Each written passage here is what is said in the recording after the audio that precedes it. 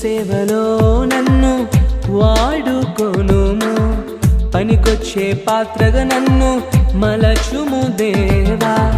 నీ సేవలో నన్ను వాడుకొనుము, పనికొచ్చే పాత్రగా నన్ను మలచుము దేవా. ద్వేషమున్న చోట ప్రేమను విత్తునట్లు నన్ను సమాధానపరచు సాధనముగా వాడుకొనుము.